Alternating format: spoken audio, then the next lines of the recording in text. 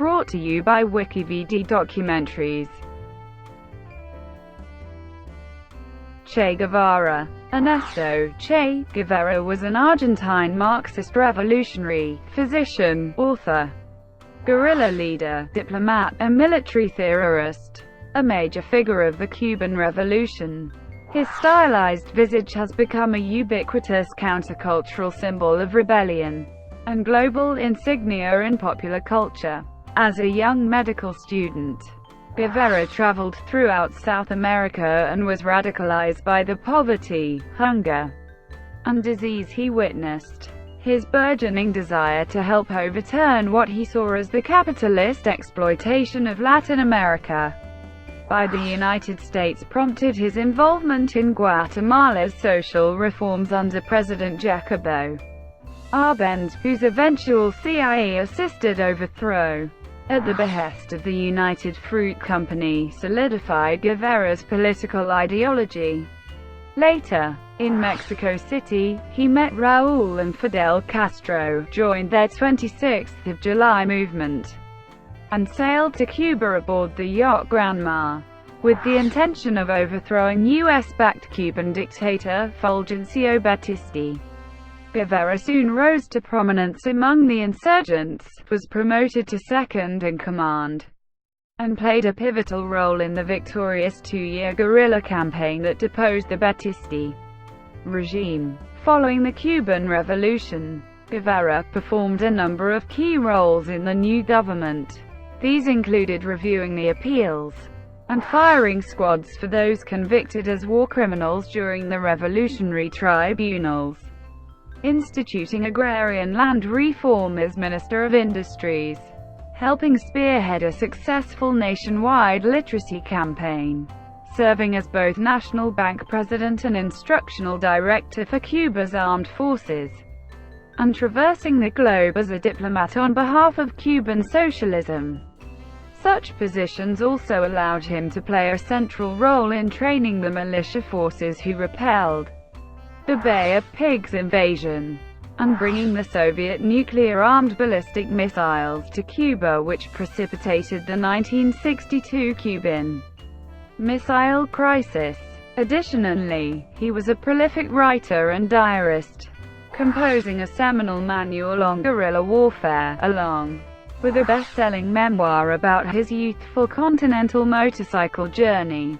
His experiences and studying of Marxism-Leninism led him to posit that the Third World's underdevelopment and dependence was an intrinsic result of imperialism, neo-colonialism, and monopoly capitalism, with the only remedy being proletarian internationalism and world revolution. Guevara left Cuba in 1965 to foment revolution abroad, first unsuccessfully in Congo-Kinshasa, and later in Bolivia, where he was captured by CIA-assisted Bolivian forces and summarily executed. Guevara remains both a revered and reviled historical figure, polarized in the collective imagination in a multitude of biographies, memoirs, essays, documentaries, songs, and films.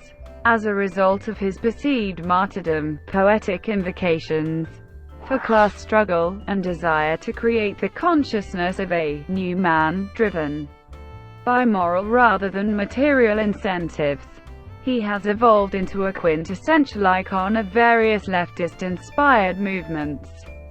Time magazine named him one of the 100 most influential people of the 20th century, while an Alberto Corda photograph of him, titled Guerrillero Heroicos, was cited by the Maryland Institute College of Art as the most famous photograph in the world.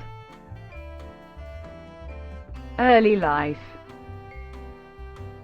Ernesto Guevara was born to Ernesto Guevara Lynch and his wife, Celia de la Serna y Loza, on June 14, 1928, in Rosario, Argentina. The eldest of 5 children in a middle-class Argentine family of Spanish descent, as well as Irish by means of his aristocratic ancestor Patrick Lynch.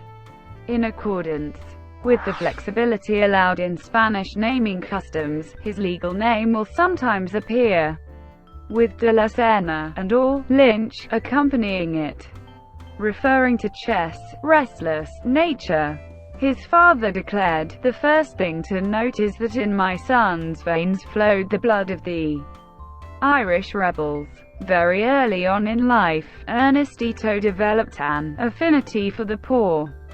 Growing up in a family with leftist leanings, Guevara was introduced to a wide spectrum of political perspectives even as a boy. His father, a staunch supporter of Republicans from the Spanish Civil War, often hosted many veterans from the conflict in the Guevara home. Despite suffering crippling bouts of acute asthma that were to afflict him throughout his life, he excelled as an athlete, enjoying swimming, football, golf, and shooting, while also becoming an untiring cyclist. He was an avid rugby union player, and played at fly half for Club Universitario de Buenos Aires. His rugby playing earned him the nickname Fusa, a contraction of El Furibundo, and his mother's surname, de la Serna, for his aggressive style of play. Intellectual and literary interests. Guevara learned chess from his father and began participating in local tournaments by age 12. During adolescence and throughout his life, he was passionate about poetry, especially that of Pablo Neruda, John Keats, Antonio Machado, Federico Garcia Lorca, Gabriela Mistral, C. Ubiquitous A. Vallejo, and Walt Whitman. He could also recite Rudyard Kipling's If and José Hernández Martín Fierro by heart. The Guevara home contained more than 3,000 books, which allowed Guevara to be an enthusiastic and eclectic reader, with interests including Karl Marx, William Faulkner, André Gide, Emilio Salgari and Jules Verne. Additionally, he enjoyed the works of Jawaharlal Nehru, Franz Kafka, Albert Camus, Vladimir Lenin, and Jean-Paul Sartre, as well as Anatole France, Friedrich Engels, H. G. Wells, and Robert Frost. As he grew older, he developed an interest in the Latin American writers Horacio Quiroga, Ciro Alegría, Jorge Icaza, Rubén Darío, and Miguel Asturias. Many of these authors' ideas he catalogued in his own handwritten notebooks of concepts, definitions, and philosophies of influential intellectuals. These included composing analytical sketches of Buddha and Aristotle, along with examining Bertrand Russell on love and patriotism, Jack London on society, and Nietzsche on the idea of death. Sigmund Freud's ideas fascinated him as he quoted him on a variety of topics from dreams and libido to narcissism and the Oedipus complex. His favorite subjects in school included philosophy, mathematics, engineering, political science, sociology, history and archaeology. Years later, a February 13, 1958, declassified CIA biographical and personality report would make note of Guevara's wide range of academic interests and intellect, describing him as quite well read, while adding that Che is fairly intellectual for a Latino. Motorcycle journey. In 1948, Guevara entered the University of Buenos Aires to study medicine. His hunger to explore the world led him to intersperse his collegiate pursuits with two long introspective journeys that would fundamentally change the way he viewed himself and the contemporary economic conditions in Latin America. The first expedition in 1950 was a 4,500-kilometer solo trip through the rural provinces of northern Argentina on a bicycle on which he installed a small engine. This was followed in 1951 by a 9-month, 8,000-kilometer continental motorcycle trek through most of South America. For the latter, he took a year off from his studies to embark with his friend Alberto Granado, with the final goal of spending a few weeks volunteering at the San Pablo leper colony in Peru, on the banks of the Amazon River. The red arrows correspond to air travel aboard their Mumbo Tango wooden raft on the Amazon River in June 1952. The raft was a gift from the lepers whom they had treated.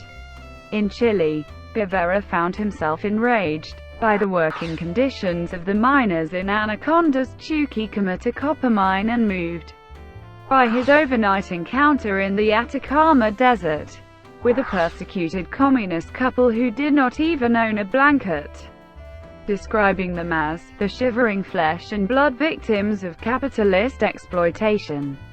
Additionally, on the way to Machu Picchu high in the Andes, he was struck by the crushing poverty of the remote rural areas, where peasant farmers worked small plots of land owned by wealthy landlords.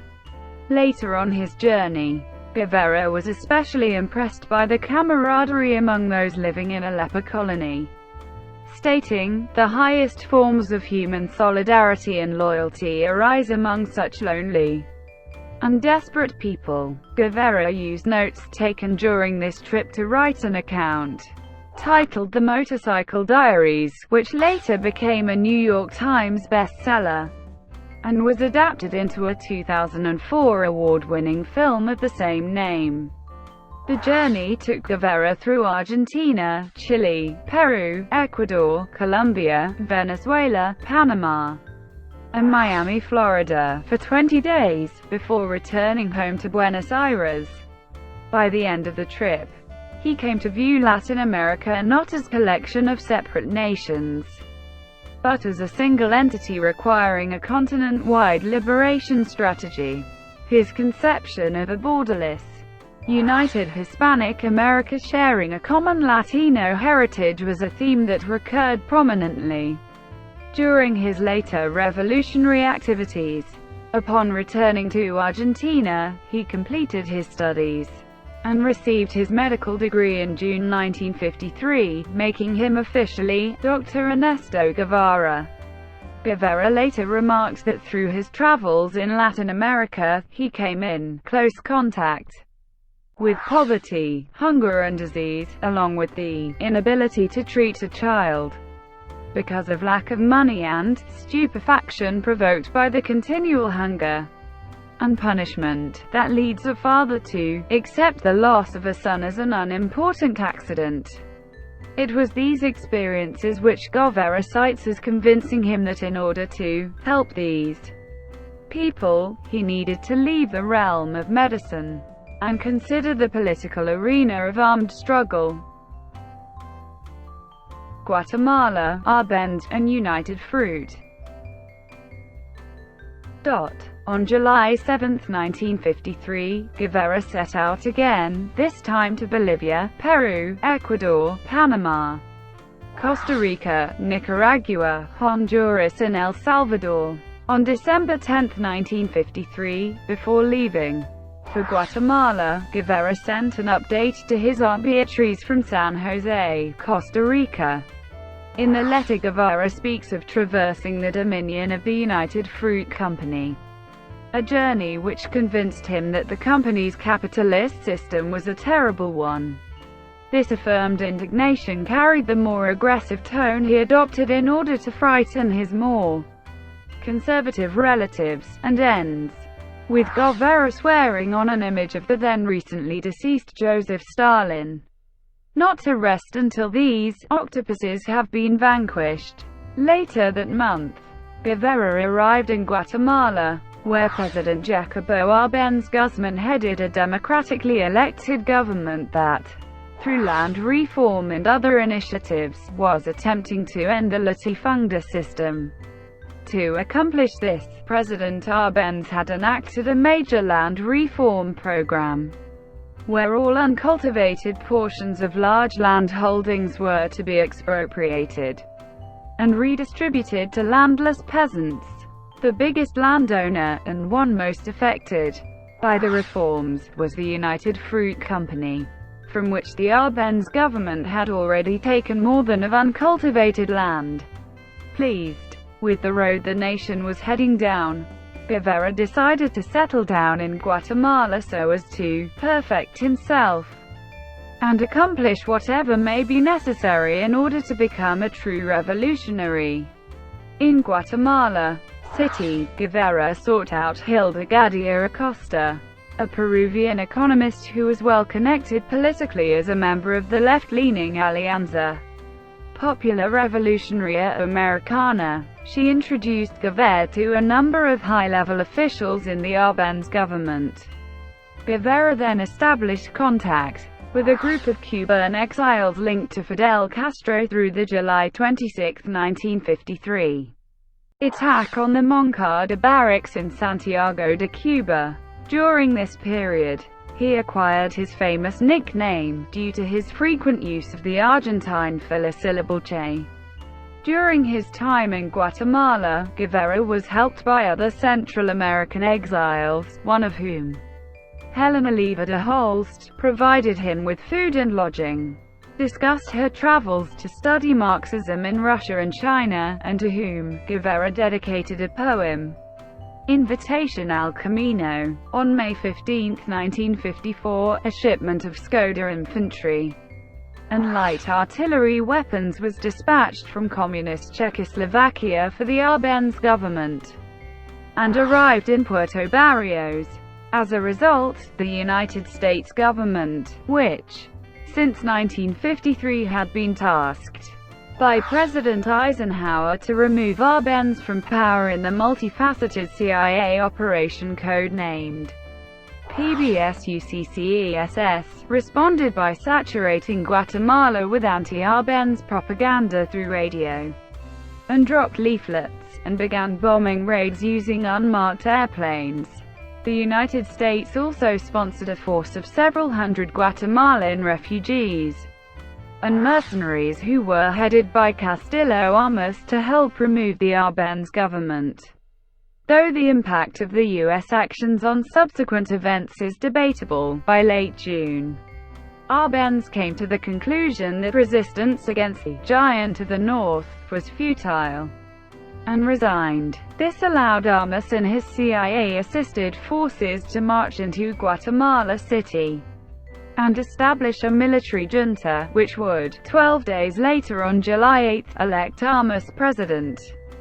Consequently, the Armas regime then consolidated power by rounding up hundreds of suspected communists and executed hundreds of prisoners, while crushing the previously flourishing labor unions and restoring all of United Fruit's previous land holdings. Guevara himself was eager to fight on behalf of Árbenz and joined an armed militia organized by the communist youth for that purpose, but frustrated with the group's inaction, he soon returned to medical duties. Following the coup, he again volunteered to fight, but soon after, Árbenz took refuge in the Mexican embassy and told his foreign supporters to leave the country. Guevara's repeated calls to resist were noted by supporters of the coup, and he was marked for murder. After Hilda Gadea was arrested, Guevara sought protection inside the Argentine consulate, where he remained until he received a safe conduct pass some weeks later, and made his way to Mexico. The overthrow of the Árbenz regime and establishment of the right-wing Armas dictatorship cemented Guevara's view of the United States as an imperialist power that would oppose and attempt to destroy any government that sought to redress the socio-economic inequality endemic to Latin America and other developing countries. In speaking about the coup, Guevara stated, Guevara's conviction that Marxism achieved through armed struggle and defended by an armed populace was the only way to rectify such conditions was thus strengthened. Gadea wrote later, it was Guatemala which finally convinced him of the necessity for armed struggle and for taking the initiative against imperialism. By the time he left, he was sure of this. Mexico City and preparation. at Chichen Itza on their honeymoon trip. Guevara arrived in Mexico City on the 21st of September 1954, and worked in the allergy section of the General Hospital and at the Hospital Infantil de Mexico. In addition, he gave lectures on medicine at the Faculty of Medicine in the National Autonomous University of Mexico, and worked as a news photographer for Latina News Agency. His first wife Hilda notes in her memoir My Life with Che that for a while, Guevara considered going to work as a doctor in Africa and that he continued to be deeply troubled by the poverty around him. In one instance, Hilda describes Guevara's obsession with an elderly washerwoman whom he was treating, remarking that he saw her as representative of the most forgotten and exploited class. Hilda later found a poem that Che had dedicated to the old woman, containing a promise to fight for a better world, for a better life for all the poor and exploited. During this time he renewed his friendship with Nico Lopez and the other Cuban exiles whom he had met in Guatemala. In June 1955, Lopez introduced him to Raúl Castro, who subsequently introduced him to his older brother, Fidel Castro, the revolutionary leader who had formed the 26th of July movement, and was now plotting to overthrow the dictatorship of Fulgencio Batista. During a long conversation with Fidel on the night of their first meeting, Guevara concluded that the Cubans' cause was the one for which he had been searching, and before daybreak he had signed up as a member of the July 26 movement. Despite their contrasting personalities, from this point on Che and Fidel began to foster what dual biographer Simon Reed Henry deems a revolutionary friendship that would change the world, as a result of their coinciding commitment to anti-imperialism.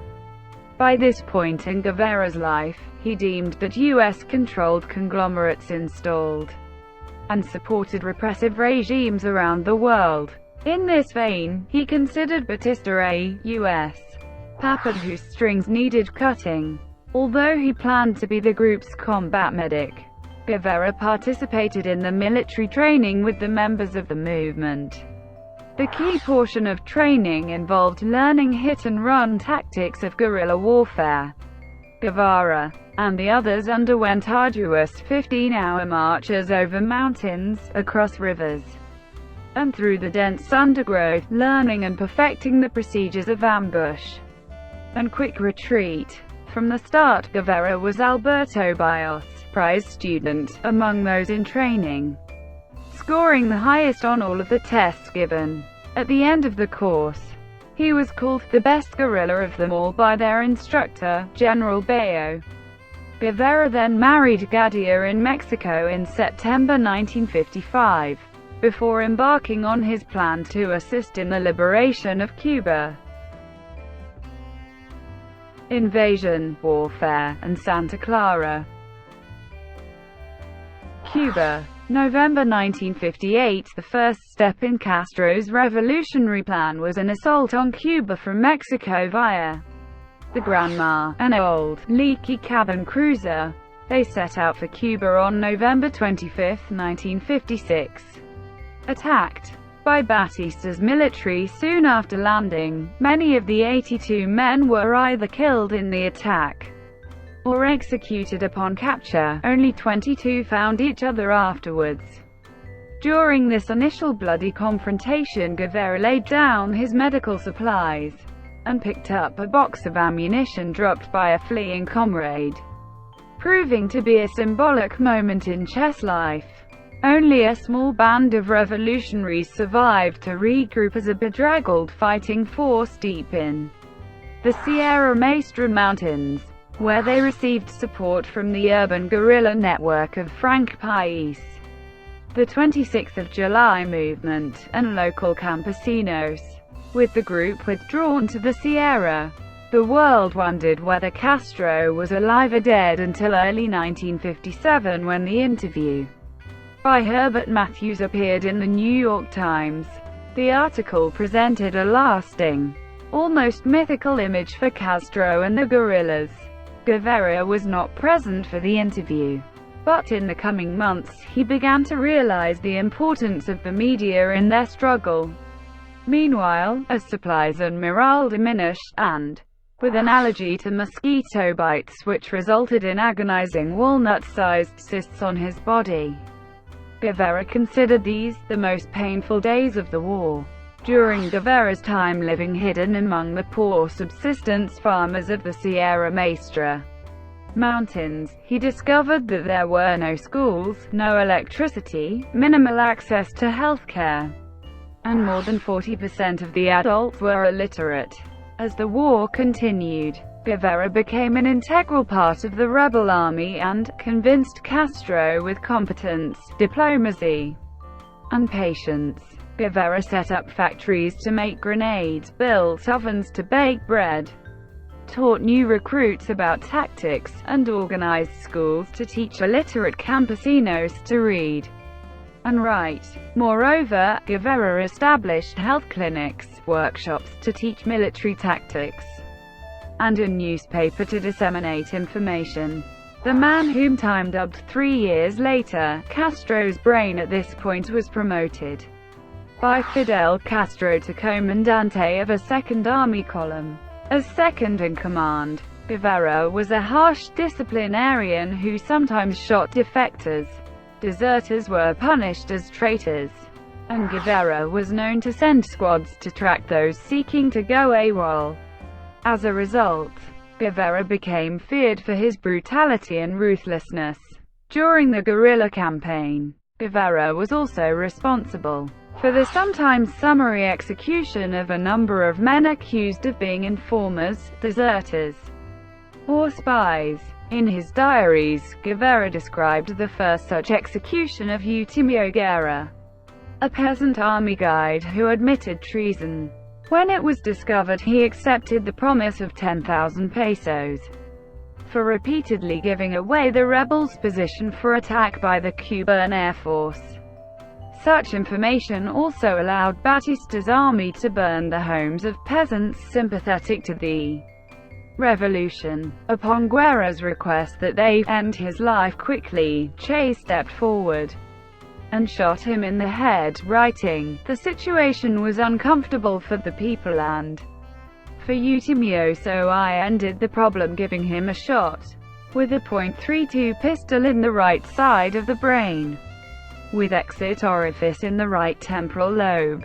His scientific notations and matter-of-fact description suggested to one biographer a remarkable detachment to violence by the point in the war. Later, Guevara published a literary account of the incident, titled "Death of a Traitor," where he transfigured Eutimio's betrayal and pre-execution request that the revolution take care of his children into a revolutionary parable about redemption through sacrifice.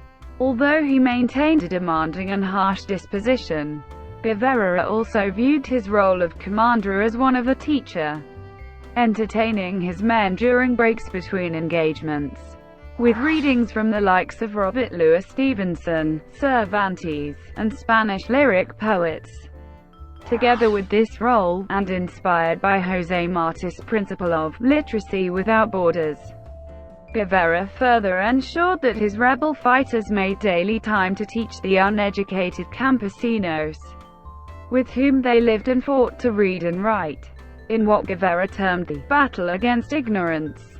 Thomas Alba, who fought under Guevara's command, later stated that Che was loved, in spite of being stern and demanding. "We would give an hour life for him." His commanding officer Fidel Castro described Guevara as intelligent, daring, and an exemplary leader who had great moral authority over his troops.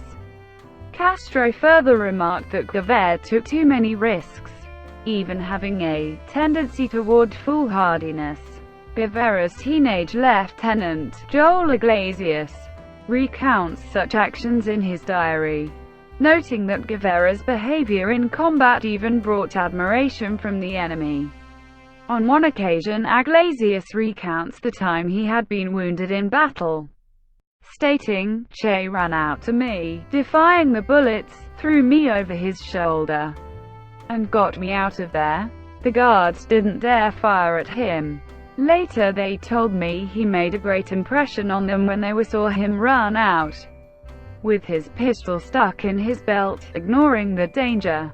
They didn't dare shoot." Guevara was instrumental in creating the clandestine radio station Radio Rebelde in February 1958, which broadcast news to the Cuban people with statements by the 26th of July movement, and provided radio-telephone communication between the growing number of rebel columns across the island. Guevara had apparently been inspired to create the station by observing the effectiveness of CIA-supplied radio in Guatemala in ousting the government of Jacobo Árbenz Guzman. To quell the rebellion, Cuban government troops began executing rebel prisoners on the spot, and regularly rounded up, tortured, and shot civilians as a tactic of intimidation. By March 1958, the continued atrocities carried out by Batista's forces led the United States to announce it would stop selling arms to the Cuban government. Then in late July 1958, Guevara played a critical role in the Battle of Las Mercedes by using his column to halt a force of 1,500 men called up by Batista's General Cantillo in a plan to encircle and destroy Castro's forces. Years later, Major Larry Bachman of the United States Marine Corps would analyze and describe Che's tactical appreciation of this battle as brilliant. During this time, Guevara also became an expert at leading hit-and-run tactics against Batista's army, and then fading back into the countryside before the army could counterattack. January 1, 1959. As the war extended, Guevara led a new column of fighters dispatched westward for the final push towards Havana. Traveling by foot, Guevara embarked on a difficult 7-week march, only traveling at night to avoid ambush, and often not eating for several days. In the closing days of December 1958, Guevara's task was to cut the island in half by taking Las Villas province. In a matter of days he executed a series of brilliant tactical victories that gave him control of all but the province's capital city of Santa Clara. Guevara then directed his suicide squad in the attack on Santa Clara. That became the final decisive military victory of the revolution. In the 6 weeks leading up to the Battle of Santa Clara, there were times when his men were completely surrounded, outgunned, and overrun. Che's eventual victory, despite being outnumbered 10-1, remains in the view of some observers a remarkable tour de force in modern warfare. Radio Rebelde broadcast the first reports that Guevara's column had taken Santa Clara on New Year's Eve 1958. This contradicted reports by the heavily controlled national news media, which had at one stage reported Guevara's death during the fighting at 3 a.m. on January 1, 1959. Upon learning that his generals were negotiating a separate peace with Guevara, Fulgencio Batista boarded a plane in Havana and fled for the Dominican Republic, along with an amassed fortune of more than $300 million through graft and payoffs. The following day, on January 2, Guevara entered Havana to take final control of the capital. Fidel Castro took 6 more days to arrive, as he stopped to rally support in several large cities on his way to rolling victoriously into Havana on January 8, 1959. The final death toll from the 2 years of revolutionary fighting was 2,000 people. In mid-January 1959, Guevara went to live at a summer villa in Tarara to recover from a violent asthma attack. While there he started the Tarara Group, a group that debated and formed the new plans for Cuba's social, political, and economic development. In addition, Che began to write his book Guerrilla Warfare while resting at Tarara. In February, the revolutionary government proclaimed Guevara a Cuban citizen by birth, in recognition of his role in the triumph. When Hilda Gadea arrived in Cuba in late January, Guevara told her that he was involved with another woman, and the two agreed on a divorce, which was finalized on May 22.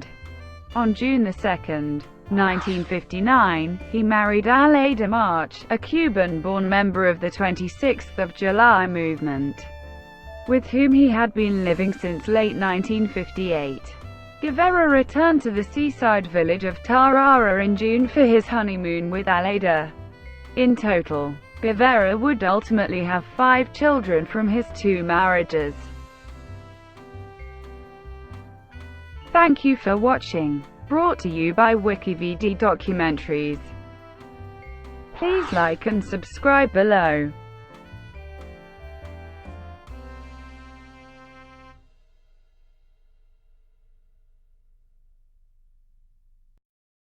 Please like and subscribe below.